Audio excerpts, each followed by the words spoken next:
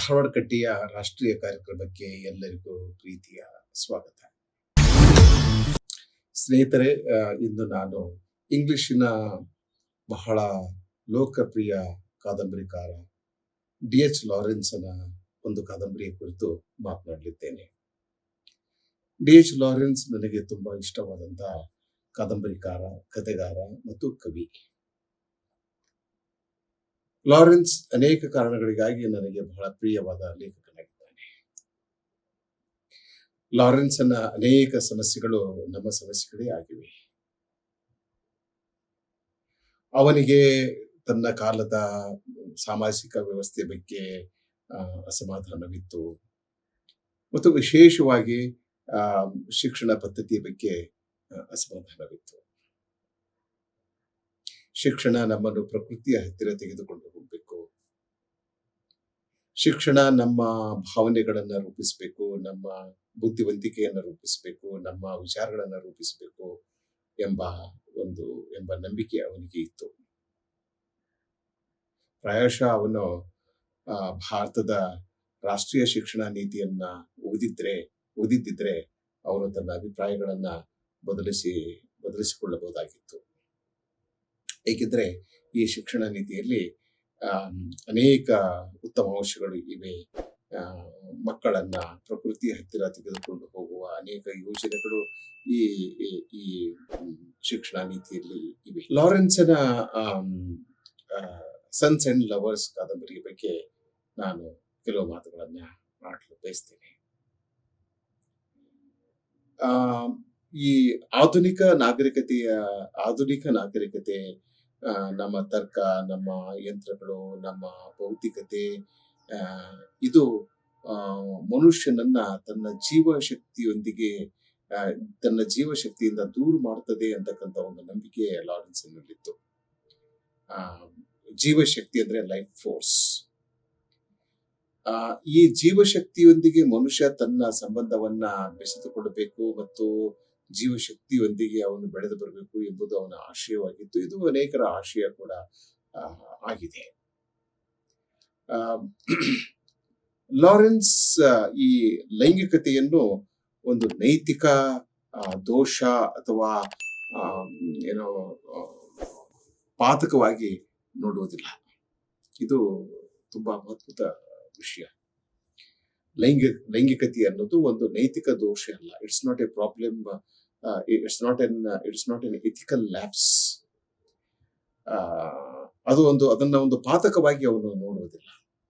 ಬದಲಾಗಿ ಲಾರೆನ್ಸ್ ಲೈಂಗಿಕತೆಯನ್ನು ಆಧ್ಯಾತ್ಮಿಕ ಮತ್ತು ಮನೋವೈಜ್ಞಾನಿಕ ಪುನರುಜ್ಜೀವನದ ಸಾಧನವಾಗಿ ಅವನು ಅದನ್ನ ನೋಡ್ತಾನೆ. ಅಂದ್ರೆ ಲೈಂಗಿಕತೆ ನಮ್ಮಲ್ಲಿ ನಮ್ಮ ಮನಸ್ಸಿನಲ್ಲಿ, ನಮ್ಮ ವ್ಯಕ್ತಿತ್ವದಲ್ಲಿ, ಶರೀರದಲ್ಲಿ, ಭಾವನೆಯಲ್ಲಿ ಒಂದು ಆಧ್ಯಾತ್ಮಿಕ ಬೆಳವಣಿಗೆಯನ್ನ, ಒಂದು ಮನೋವೈಜ್ಞಾನಿಕ ಪುನರುಜ್ಜೀವನವನ್ನ ಹುಟ್ಟು ಹಾಕುತ್ತದೆ ಎಂಬ ನಂಬಿಕೆ ಲಾರೆನ್ಸನ್ಗೆ ಇತ್ತು. ಈ ಹಿನ್ನೆಲೆಯಲ್ಲಿ ನಾನು ಅವನ ಸನ್ಸ್ ಅಂಡ್ ಲವರ್ಸ್ ಎಂಬ ಕಾದಂಬರಿಯನ್ನ ವಿಶ್ಲೇಷಣೆ ಮಾಡಲು ಬಯಸ್ತೇನೆ. ಸಂಕ್ಷಿಪ್ತದಲ್ಲಿ, ಸನ್ಸ್ ಅಂಡ್ ಲವರ್ಸ್ ಕಾದಂಬರಿ ಪ್ರಕಟವಾದದ್ದು 1913ರಲ್ಲಿ. ಈ ಕಾದಂಬರಿಯಲ್ಲಿ ಪ್ರಮುಖವಾಗಿ 4 ಪಾತ್ರಗಳಿವೆ. ಪಾಲ್ ಮೊರೆಲ್, ಗರ್ಟ್ರೂಡ್ ಮೊರೆಲ್, ಆಮೇಲೆ ಮೀರಿಯಮ್ಮ ಮತ್ತು ಕ್ಲಾರಾ, ಈ 4 ಪಾತ್ರಗಳು. ಇದು ತಾಯಿ, ಮಗ ಮತ್ತು ಮಗನ ಇಬ್ಬರು ಪ್ರೇಯಸಿಯರು. ಈ 4 ಪಾತ್ರಗಳು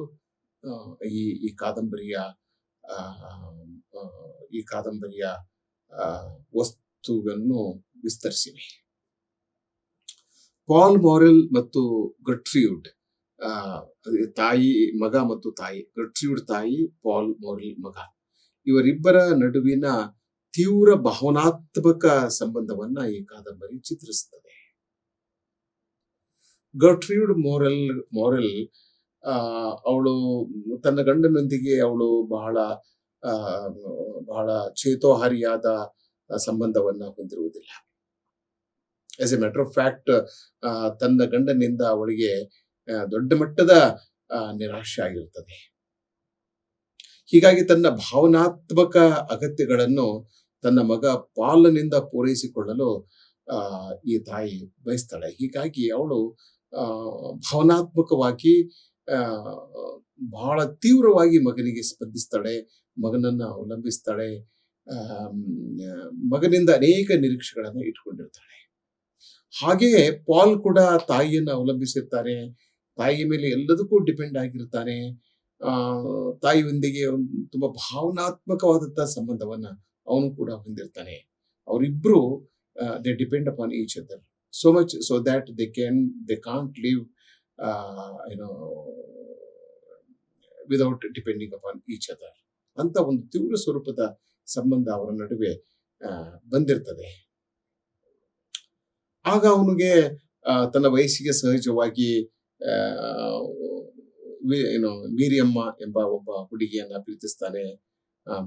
ಆದರೆ ಅವಳೊಂದಿಗೆ ಅವನು ಭಾವನಾತ್ಮಕವಾದ ಸಂಬಂಧವನ್ನ ಹೊಂದಲಿಕ್ಕೆ ಸಾಧ್ಯ ಆಗುವುದೇ ಇಲ್ಲ ಅವರಿಗೆ. He can't love Miriam because when he loves her he remembers only his mother. ಯಾವಾಗ ಅವನು ಅವಳ ಹತ್ತಿರ ಹೋಗ್ತಾನೆ, ಅವಳೊಂದಿಗೆ ಪ್ರೀತಿಯ ಮಾತುಗಳನ್ನ ಆಡ್ತಾನೆ, ಅಥವಾ ಅವಳೊಂದಿಗೆ ಬಹಳ ಭಾವನಾತ್ಮಕವಾಗಿ ಬೆರೆಯಲು ಪ್ರಯತ್ನಿಸುತ್ತಾನೆ, ಆಗ ಅವನಿಗೆ ತನ್ನ ತಾಯಿ ನೆನಪಾಗ್ತಾಳೆ. ತಾಯಿ ನೆನಪು ಆದ ತಕ್ಷಣ ಅವನು ಅವಳಲ್ಲಿ ಆಸಕ್ತಿಯನ್ನು ಕಳೆದುಕೊಳ್ತಾನೆ. ಹೀಗಾಗಿ ಒಂದು ಸದೃಢವಾದ ಸಂಬಂಧವನ್ನ ಹೊಂದಲಿಕ್ಕೆ ಪಾಲನಿಗೆ ಸಾಧ್ಯ ಆಗುವುದೇ ಇಲ್ಲ. ಹೀಗಾಗಿ ಅವರ ಸಂಬಂಧ ಬಹಳ ಕಾಲ ಮುಂದುವರಿಯುವುದಿಲ್ಲ. ಅದಾದ ನಂತರ ಅವನು ಇನ್ನೊಬ್ಬ ಹುಡುಗಿಯನ್ನ ಪ್ರೀತಿಸ್ತಾನೆ, ಕ್ಲಾರಾ ಎಂಬ ಯುವತಿಯನ್ನ ಪ್ರೀತಿಸ್ತಾನೆ. ಅವಳೊಂದಿಗೆ ಭಾವನಾತ್ಮಕವಾಗಿ ಬೆರೆಯಲು ಪ್ರಯತ್ನಿಸ್ತಾನೆ. ಅವಳೊಂದಿಗೆ ಒಂದು ಬಹಳ ಆತ್ಮೀಯವಾದ ಒಡನಾಟವನ್ನ ಸಂಬಂಧವನ್ನ ಇಟ್ಕೊಳ್ಳಲು ಬಯಸ್ತಾನೆ. ಆಗ್ಲೂ ಕೂಡ ಅದು ಅವನಿಗೆ ಸಾಧ್ಯ ಆಗುವುದಿಲ್ಲ. ಏಕೆಂದ್ರೆ ಅವನ ತಾಯಿ ಅವನನ್ನ ಅಷ್ಟು ತೀವ್ರವಾಗಿ ಕಾಡ್ತಾ ಇರ್ತಾಳೆ. ಹೀಗಾಗಿ ಅವನ ಎರಡೂ ಪ್ರೇಮ ಪ್ರಕರಣಗಳು ವಿಫಲವಾಗ್ತವೆ, ದುರ್ಬಲವಾಗ್ತವೆ. ಯಾಕಂದ್ರೆ he thinks he is incapable of loving any woman in the world. ತನ್ನ ಜೀವನದಲ್ಲಿ ತನ್ನ ತಾಯಿಯನ್ನು ಹೊರತುಪಡಿಸಿ ಯಾವ ಹೆಣ್ಣನ್ನು ಪ್ರೀತಿಸಲು ತನಗೆ ಸಾಧ್ಯವಾಗುವುದಿಲ್ಲ ಎಂದು ಅವನು ಖಚಿತವಾಗಿ ನಂಬಿರ್ತಾನೆ. ಹೀಗಾಗಿ ಏಕೆಂದ್ರೆ ತಾಯಿಯೊಂದಿಗಿನ ಭಾವನಾತ್ಮಕ ಸಂಬಂಧಕ್ಕೆ ಒಂದು ಮಿತಿ ಇದೆ, ಒಂದು ಚೌಕಟ್ಟಿದೆ. ಆ ಮಿತಿಯನ್ನ ಅವನು ಮೀರಲಾರ, ಆ ಚೌಕಟ್ಟನ್ನು ಅವನು ಮೀರಲಾರ. ಆದರೆ ದೇಹದ ವಾಂಛೆಗಳು ಬೇರೆ, ಮನಸ್ಸಿನ ವಾಂಛೆಗಳು ಬೇರೆ. ಆ ದೇಹದ ಸುಖವನ್ನ ಅವನು ತನ್ನ ಪ್ರೇಯಸಿಯರಿಂದ ಪಡೀಲಿಕ್ಕೆ ಸಾಧ್ಯ ಇದೆ. ಆದರೆ ಆ ಒಂದು ಸಂದರ್ಭದಲ್ಲಿ ಅವನು ತನ್ನ ಆಸಕ್ತಿಯನ್ನ ಕಳೆದುಕೊಳ್ತಾನೆ. ಅವನು ಫ್ಲಾಟ್ ಆಗಿ ಹೋಗ್ಬಿಡ್ತಾನೆ. ಅವನು ಹಿ ಬಿಕಮ್ಸ್ ಇಮೋಷನ್ಲೆಸ್. ಅವನು